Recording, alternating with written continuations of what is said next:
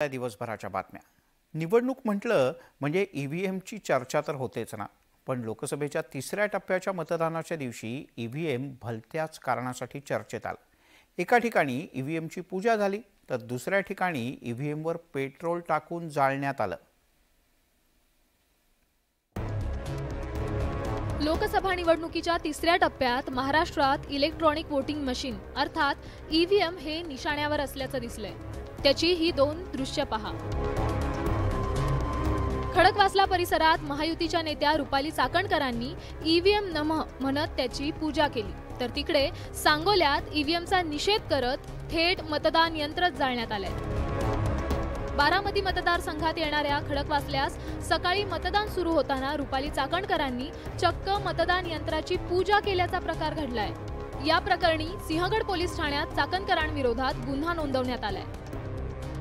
तिकडे माढा लोकसभा मतदारसंघात सांगोल्यात मात्र एका मतदारानं थेट ईव्हीएमला पेट्रोल टाकून जाळल्याचं समोर आलंय। बागलवाडी गावात दादासाहेब चळेकर या मतदारानं हे कृत्य केलंय।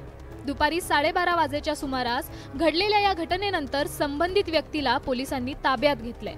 पण निवडणूक ही लोकसभेसाठी असली तरी स्थानिक प्रश्न आणि आरोप प्रत्यारोप झाल्यानंतर आता थेट ईव्हीएम मशीन जाळण्याचा प्रयत्न झाल्यानं याचा नेमका रोष कुणावर आणि कशासाठी हा प्रश्न उपस्थित होतोय।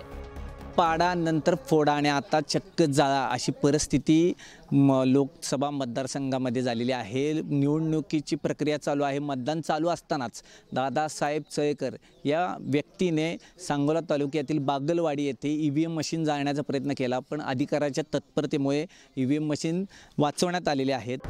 दरम्यान मतदान यंत्र जाळण्यात आलं तरी यामुळे मतदानावर परिणाम झाला नसल्याची माहिती प्रशासनाने दिली आहे।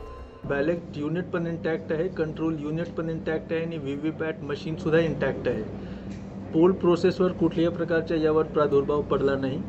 बॅलेट युनिट पण इंटॅक्ट होता, तरी सुद्धा कोणाला कुठल्याही प्रकारचे संशय नाही झाला पाहिजे त्यासाठी आम्ही पूर्ण ईव्हीएम मशीन रिप्लेस केलं आहे। नवीन ईव्हीएम मशीनवर आम्ही मॉक पोल केला आणि त्यानंतर तिथे ते नवीन ईव्हीएम मशीनवर प्रोसेस पण जे वोटिंग प्रोसेस आहे तो पण पुन्हा सुरू झाला।